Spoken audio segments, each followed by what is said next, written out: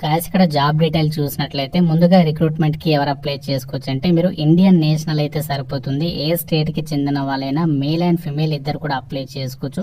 అందరికీ కూడా సమాన అవకాశాలు అయితే కల్పిస్తున్నారు. అప్లికేషన్ ప్రాసెస్ కూడా మనము ఆన్లైన్ లోనే చేసుకోవాలి. అప్లికేషన్ అనేది జూన్ 8 నుంచి అప్లికేషన్ ప్రాసెస్ స్టార్ట్ అయింది. 28 జూన్ వరకు మనము రిక్రూట్మెంట్ కి ఆన్లైన్ లో అప్లికేషన్స్ అనేవి సబ్మిషన్ చేసుకోవచ్చు. ఈ యొక్క వీడియో మీకు ఫర్దర్ గా అప్లికేషన్ ప్రాసెస్ కూడా చెప్తున్నాను ఇదే వీడియోలో, కాబట్టి మీరు వీడియోని అయితే స్కిప్ చేయకుండా అయితే చూడండి. ఈ నోటిఫికేషన్ మనకి ఎక్కడి నుంచి వచ్చిందంటే గవర్నమెంట్ ఆఫ్ ఇండియా ఎంటర్ప్రైజ్ కి సంబంధించినటువంటి మినీరత్న కేటగిరీకి సంబంధించినటువంటి సంస్థ యొక్క ఎలక్ట్రిక్ పవర్ కార్పొరేషన్ లిమిటెడ్ అనేటువంటి యొక్క సంస్థ నుంచి అయితే రావడం జరిగింది. అన్ని కూడా మనకి పర్మనెంట్ జాబ్స్, ఎటువంటి కాంట్రాక్ట్ జాబ్స్ అయితే కాదు. ఈ నోటిఫికేషన్ ద్వారా భర్తీ చేసినటువంటి పోస్టులకి సంబంధించి మీకు ఇనీషియల్ గా ట్రైనింగ్ అనేది వాళ్ళే ప్రొవైడ్ చేయడం అనేది జరుగుతుంది. ట్రైనింగ్ పీరియడ్ లో కూడా మీకు వాళ్ళు సాలరీ అనేది పే చేస్తున్నారు. ఈ పోస్టులకి సంబంధించి సెలెక్ట్ అయినటువంటి క్యాండిడేట్స్ కి పే స్కేల్ అనేది ఎంత ఉంటుంది అంటే 50,000 నుంచి 1,60,000 వరకు మీకు ఆ యొక్క బేసిక్ పే ఉంటుంది. దాంతో పాటు మనకి చాలా రకాల అలవెన్సెస్ వస్తాయి.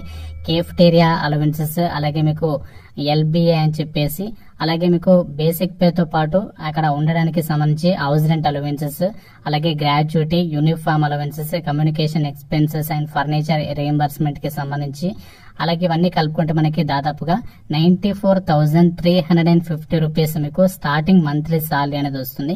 అయితే ఈ పోస్టులకి సంబంధించి సెలెక్ట్ అయినటువంటి క్యాండిడేట్స్ కి 1 ఇయర్ ట్రైనింగ్ అనేది ఈ సంస్థ వాళ్ళే మీకు కల్పిస్తారు. ట్రైనింగ్ ఆ ట్రైనింగ్ పీరియడ్ లో కూడా మీకు సాలరీ అనేది సేమ్ ఇంతే ఉంటుంది, అంటే 94,000 ఉంటుంది. ట్రైనింగ్ పీరియడ్ లో కూడా మీకు ట్రైనింగ్ అయిపోయిన తర్వాత ఇదే సంస్థలో E3 గ్రేడ్ హోదాలో మీకు పర్మనెంట్ జాబ్ అనేది ఇవ్వడం జరుగుతుంది. జాబ్ పోస్టింగ్ వచ్చేసి మనకి ఎక్కడ ఉంటుందంటే ఆల్ ఓవర్ ఇండియా వైడ్ గా ఈ సంస్థకి సంబంధించి ఎక్కడెక్కడైతే వీళ్ళ ప్రాజెక్ట్స్ ఉంటాయో, స్టేషన్స్ ఉంటాయో, ఆఫీసెస్ లో వాటికి సంబంధించినటువంటి లొకేషన్స్ లోనే మీకు పోస్టింగ్ కల్పిస్తాము అని చెప్పేసి నోటిఫికేషన్ లోనే మెన్షన్ చేస్తున్నారు. అయితే ఒక జాబ్ నోటిఫికేషన్ ద్వారా భర్తీ చేసినటువంటి పోస్టుల డీటెయిల్స్ కనుక చూసినట్లయితే ఈ నోటిఫికేషన్ ద్వారా వీళ్ళు ఎగ్జిక్యూటివ్ ట్రైనీకి సంబంధించినటువంటి వేకెన్సీస్ కి ఈ నోటిఫికేషన్ అయితే రిలీజ్ చేశారు.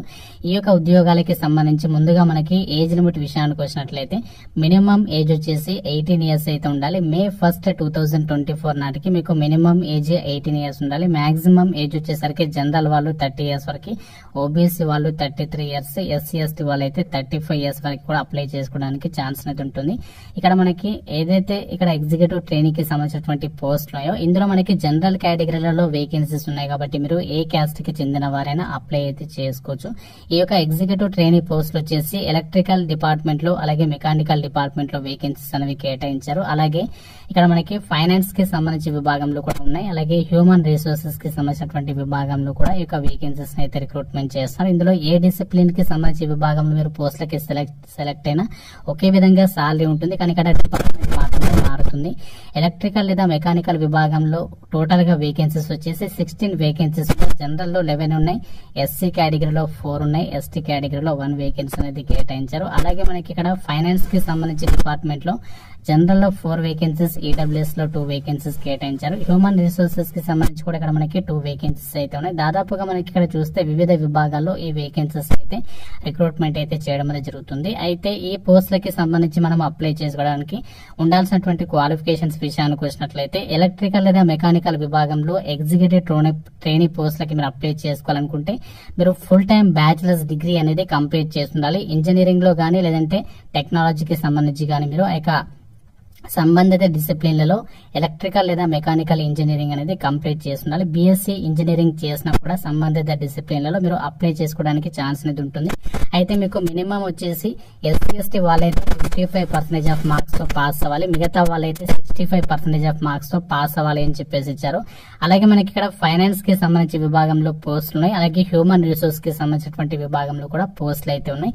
అయితే ఇక్కడ బీటెక్ వాళ్ళు గానీ బీఎస్సీ ఇంజనీరింగ్ వాళ్ళు గానీ మీకు తప్పనిసరిగా ఈ యొక్క గేట్ ఏదైతే ఎగ్జామ్ ఉంటుందో గేట్ ఎగ్జామ్ అనేది మీరు పాస్ అయి ఉండాలి అని చెప్పేసి చెప్తున్నారు. 2024 కి సంబంధించి అని చెప్పేసి ఇచ్చారు. అలాగే హ్యూమన్ రిసోర్స్ కి సంబంధించినటువంటి విభాగంలో పోస్టులకి graduate with full time MBA, so మీరు గ్రాడ్యుయేషన్ తో పాటు ఎంబీఏ అనేది చేస్తుండాలి, లేదంటే పీజీ చేసినా కూడా అప్లై చేసుకోవచ్చు.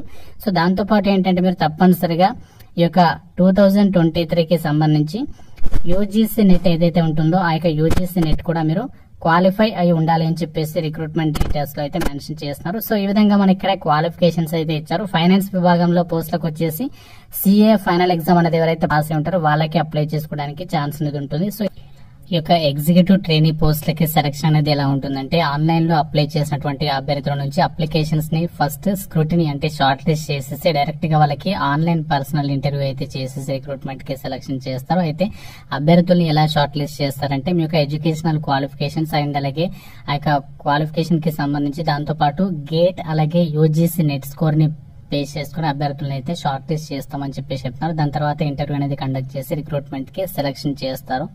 ఇప్పుడు మనము అప్లికేషన్ ప్రాసెస్ అయితే చూద్దాం. అప్లై లింక్ అనేది మన వెబ్సైట్ లో ప్రొవైడ్ చేస్తాం. ఆ లింక్ మీద క్లిక్ చేస్తే మీకు ఈ విధంగా పేజ్ అయితే వస్తుంది. ఇక్కడ మనకి రిజిస్టర్ అని చెప్పేసి కనిపిస్తుంది, లాగిన్ అని చెప్పేస్తుంది కదా. ఇక్కడ మీరు ఫస్ట్ రిజిస్ట్రేషన్ చేసుకోవాలి.